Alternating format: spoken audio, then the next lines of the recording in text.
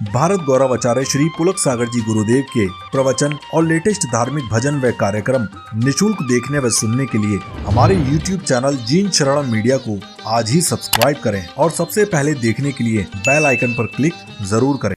प्यारी प्यारी भव्यात्माओं,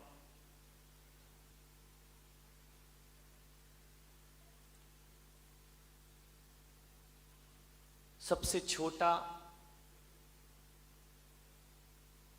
शब्द यदि इस धरती पर कोई है तो वह मां है, और सबसे बड़ा कोई अर्थ इस धरती पर है तो वह मां का है। सबसे छोटा अर्थ और सबसे छोटा शब्द और सबसे बड़ा अर्थ।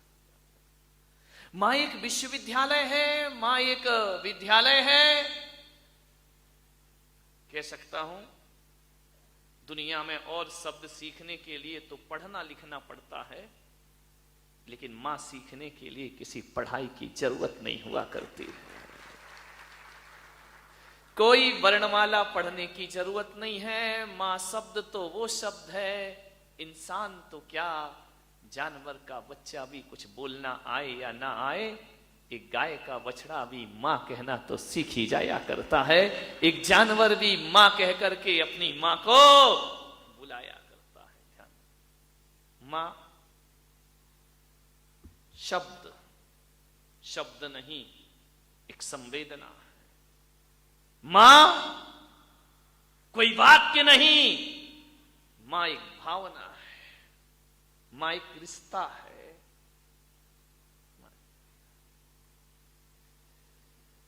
आपसे इतना ही कहूंगा, मुश्किलें जीवन में तमाम आएंगी, मुश्किलें जीवन में तमाम आएंगी। मां की दुआ ले ले, तेरे बहुत काम आएगी। चीख रहा है, सही कर, ध्यान रखिए। मान्यवर, जिंदगी 3 पड़ावों से गुजरती है।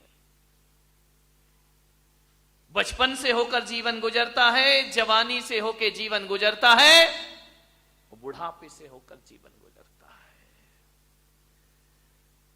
बचपन भी आता है, जवानी भी आती है, बुढ़ापा भी आता है। बुढ़ापे के बाद क्या आता है? कुछ नहीं आता। बुजुर्गों, ज्यादा इंतजार मत करो, बुढ़ापे के बाद तो आता कुछ नहीं है, जो भी है वो जाता ही जाता। इनकमिंग बंद हो जाती है, आउटगोइंग चालू रहती है बुढ़ापे में। बचपन आएगा, जवानी आएगी, बुढ़ापा आएगा। पर मेरे भाई एक बात ध्यान रखना, बचपन को संभालने के लिए मां की जरूरत होती है। मां ना हो तो बचपन बिगड़ जाएगा, महात्मा ना हो तो जवानी बिगड़ जाएगी, और परमात्मा ना हो तो बुढ़ापा तुम्हारा बिगड़ जाएगा। ध्यान रखिए, बचपन को संभालने के लिए मां की जरूरत है, जवानी को संभालने के लिए महात्मा की जरूरत है, और बुढ़ापे को संभालने के लिए परमात्मा की जरूरत हुआ करती है। इसलिए बारामती वालों में आपसे निवेदन करता हूं कि बचपन में मां का आशीर्वाद ले लेना, जवानी में महात्मा का आशीर्वाद ले लेना, और बुढ़ापे में परमात्मा का आशीर्वाद प्राप्त करना। एक बात ध्यान रखना, परमात्मा, महात्मा और मां के बिना ना परमात्मा है ना महात्मा है, क्योंकि महात्मा के अंतिम अक्षर भी मां है और परमात्मा का अंतिम अक्षर भी मां हुआ करता है। मैं तो आपसे कहता हूं, यदि जीवन से इन 3 लोगों को निकाल दिया जाए, मां, महात्मा और परमात्मा को निकाल दिया जाए, तो बताओ फिर जिंदगी जीने लायक क्या बचेगी? जीवन में कुछ भी मिलने वाला नहीं। 3 चीजें बहुत महत्वपूर्ण हैं, मां से बड़ा ना कोई दुनिया में। ध्यान रखना, एक शब्द है, एक पूर्ण ग्रंथ है। मां एक महाविद्यालय है, मां से गहरा कोई सागर नहीं है, और मां से बड़ा कोई आसमान नहीं हुआ करता है, मां से बड़ी कोई धरती नहीं हुआ करती है, मां से बड़ा इस दुनिया में कुछ नहीं हुआ करता है। मां सबसे बड़ी है। मान्यवर, समुंदर से पूछा कि मां क्या होती है। मेरा मुंबई में चातुर्मास हुआ, समुंदर से पूछा कि मां क्या होती है। समुंदर ने कहा, मेरे सीने में तो, मेरे भीतर तो रत्न हैं, जवाहरात हैं, लेकिन मैं मां को प्रणाम करता हूं क्योंकि मां वो होती है जो औलाद के तमाम राज अपने सीने में छिपा करके जिया करती है। वो दुनिया में मां हुआ करती है। मैंने दुआओं से पूछा कि मां क्या होती है, बोले मां वो होती है जो गुनाहगार बच्चों को भी सजा से बचा दिया करती है। वो दुनिया में मां हुआ करती है। मैंने जन्नत से पूछा कि मां क्या होती है, तो जन्नत ने कहा, जो मुझे अपने पैरों तले दबा के रखती है वो दुनिया में मां हुआ करती है। मैंने ईश्वर से पूछा कि मां क्या होती है, तो ईश्वर ने कहा, जो मुझे भी अपनी गोद में खिला लेती है दुनिया में वो मां हुआ। जो भगवान को भी गोद में खिला लिया करती है, भगवान को थपकियां दे करके सुला दिया करती है, वो दुनिया में ऐसा कोई भगवान ना होगा बिना मां के जो धरती पर आ गया हो। ध्यान रखिए, चाहे तीर्थंकर पुरुष हो, चाहे अवतार पुरुष हो, चाहे नारायण हो, चाहे प्रति नारायण हो, इस धरती पर भगवान को भी आने से पहले मां की कोख में 9 महीने गुजारना जरूरी हो जाया करता है। ध्यान रखिए, भगवान भी मां के बिना धरती पर नहीं आ सकता है। मां से बड़ा कोई नहीं होता दुनिया में। मां का प्यार बड़ा अनूठा प्यार है। मां के प्यार से बड़ा दुनिया में कोई प्यार नहीं होता है। मां मारती है, मां डांटती है, मां फटकारती है, मां गाल में चांटा भी मारती है। लेकिन मैं तो कहता हूं पुलक सागर कि अभागे हैं वो गाल जिस पर मां के चांटे ना पड़े हो। ध्यान रखिए, अभागा है, दुर्भाग्य है उसका, भाग्यहीन है वो लोग जिसके गाल पर मां के चांटों की चपत ना लगी हो। किस काम का वह जीवन है जिसे मां की डांट ना पड़ी हो। अरे मां की डांट यार, मां का चांटा संत के आशीर्वाद से भी बड़ा हुआ करता है मेरे भाई, भगवान के आशीर्वाद से भी बड़ा होता है। सौभाग्यशाली हैं जिन्हें मां मारती है, पीटती है। मां का प्यार बड़ा अनूठा प्यार है। यूं तो मां बच्चे के दर्द को सहन नहीं कर सकती है, यूं तो बच्चे को चोट लग जाए तो मां का दिल रोने लगता है, यूं तो बच्चे को चोट लग जाए तो मां की आंखों में आंसू लग, ये मां का प्यार है। चोट बच्चे को लगती है, दर्द मां के सीने में हुआ करता है। ये मां का प्यार। देखो, एक पत्थर की चोट लगी तो मां दुखी हो जाएगी, मां का दिल रोने लगेगा। लेकिन जब वही चोट ठीक कराने के लिए ये वो मां है जो इंजेक्शन भी लगवा दिया करती है। बच्चा मना करता है, नहीं लगवाऊंगा, नहीं लगवाऊंगा, मां जबरदस्ती हाथ पकड़ती है, उसको इंजेक्शन लगवा देती है।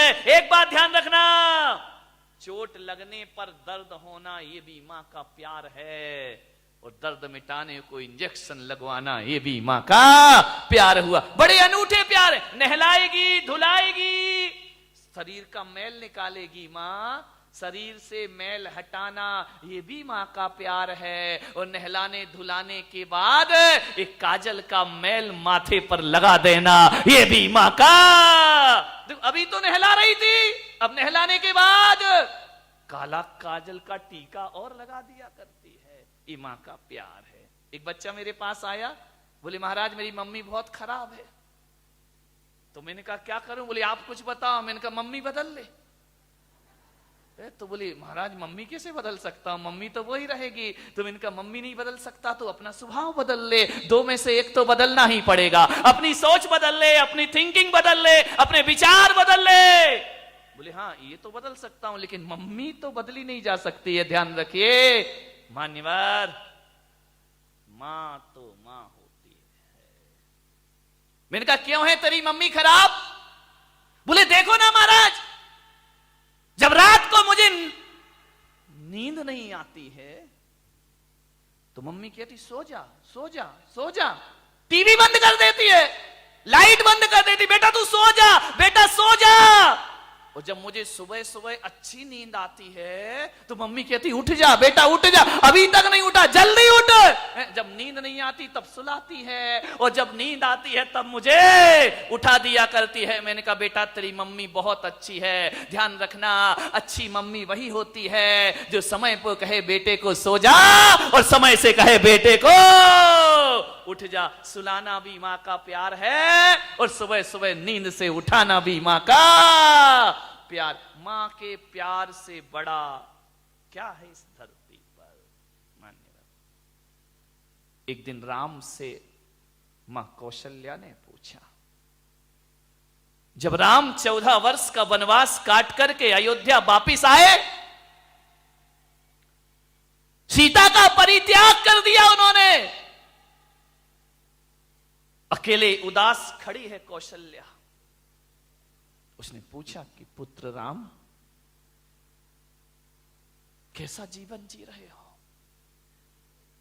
पूरे महल में बिना सीता के जीवन जी रहे हो। राम ने कहा मां तू तो सब जानती है मैं कैसे जी रहा हूं, इतना त्याग इतना बलिदान क्यों राम? 14 वर्ष जंगल में रहे, इतने कष्ट सहन किए और आज सब कुछ मिला है, फिर तुमने सीता का परित्याग कर दिया राम। राम बोले मां ये राजधर्म है, रघुकुल है। ऐसा कैसा रघुकुल, ऐसा कैसा रघुवंश है कि जब से मेरे पुत्र का विवाह हुआ है एक दिन भी सुख की किरण तेरे जीवन में नहीं आई है। एक बात बताओ राम, इस सारे अयोध्या के लोग कहते हैं, इस सारी दुनिया कहती है कि राम तुम भगवान हो, ये लोग कहते हैं तुम अवतार पुरुष हो, बताओ राम। आज ये मां पूछती है तुम इंसान हो या भगवान हो। राम ने मां के चरण छू लिए, मां की आंखें भर आईं। कौशल्या ने कहा बताओ क्या तुम अवतार पुरुष हो, क्या तुम नारायण का अवतार हो, या इस धरती के भगवान कौन हो तुम राम? लेकिन मां को उत्तर चाहिए आज। जानते हो श्री राम ने कहा कि मां मुझे नहीं मालूम कि मैं भगवान हूं, और मुझे नहीं मालूम कि मैं अवतार पुरुष हूं, और मुझे यह भी नहीं मालूम है कि मैं महापुरुष हूं, तो फिर कौन हो तुम राम? बोले मां मैं तो बस इतना जानता हूं कि मुझे नहीं मालूम कि अवतार हूं या भगवान हूं, लेकिन मेरी मां मैं इतना जानता हूं कि जिसके सिर पर तेरी जैसी मां का हाथ होता है वो इंसान भी भगवान बनकर दुनिया से विदा हो जाया करता है। ध्यान रखिए, मां का हाथ सिर पर हो वो इंसान नहीं, वो भगवान कहलाया करता है। मां तेरा आशीर्वाद मेरे सिर पर है, दुनिया भगवान कहे या ना कहे, जब तक तेरा आशीष मेरे सिर पर है राम इंसान नहीं भगवान जैसा सौभाग्यशाली जीवन जिया करता है। ध्यान रखिए, मान्यवर मां से बड़ा कौन है इस धरती पर? मां से महान कोई नहीं है। लोग कहते हैं कि ब्रह्मा ने संसार बनाया है, लोग कहते हैं विष्णु इस संसार का पालन करते हैं, और लोग कहते हैं कि महादेव संसार का विनाश करते हैं। मान्यवर करते होंगे, वैदिक परंपरा में लिखा है। इस्लाम कहता है कि अल्लाह ने दुनिया बनाई है, हिंदू कहता है ब्रह्मा ने दुनिया बनाई है, और जैन कहते हैं प्रकृति ने दुनिया बनाई है। लेकिन मैं पुलक सागर कुछ अलग ही सोचता हूं। बनाई होगी, हिंदू मान्यता है मैं उसका भी सम्मान करता हूं, इस्लाम की मान्यता है उसका भी सम्मान करता हूं, जैनों की मान्यता है मैं उसका भी सम्मान करता हूं, लेकिन मैं एक मान्यता और रख के जीता हूं। मुझे नहीं मालूम मेरे भाई क्या हो गया, रुकावट के लिए खेद है जी, आज का एड है। अच्छा इनको दिख नहीं रहा है, मेरे साथ चलो सब कुछ दिखेगा, पूरी दुनिया दिखेगी। विचार करिए, मुझे नहीं पता कि ब्रह्मा ने धरती को बनाया है, नहीं मैंने ब्रह्मा को नहीं देखा आज तक, मैंने अल्लाह को नहीं देखा, मैंने राम को नहीं देखा, मैंने महावीर को नहीं देखा, लेकिन बारामती वालों में एक चीज आपसे बड़े विश्वास के साथ कहता हूं, बड़ी आत्मीयता के साथ कहता हूं, बड़े कॉन्फिडेंस के साथ कहता हूं कि ब्रह्मा ने मुझे बनाया मुझे नहीं मालूम, ब्रह्मा ने बनाया या नहीं बनाया, लेकिन मेरे माँ बाप ने मुझे जरूर बनाया है, इतना मैं जरूर जाना करता हूं। ध्यान रखना, ब्रह्मा का तो मुझे कुछ नहीं पता, विष्णु सृष्टि का पालन करते हैं या नहीं करते हैं, लेकिन मेरे माँ बाप ने मेरा पालन जरूर किया है। ध्यान रखना। और महादेव इस दुनिया को मिटाते हैं या नहीं मिटाते हैं, माँ बाप अपने बच्चों की बुराइयों को जरूर मिटाया करते हैं। ध्यान रखिए,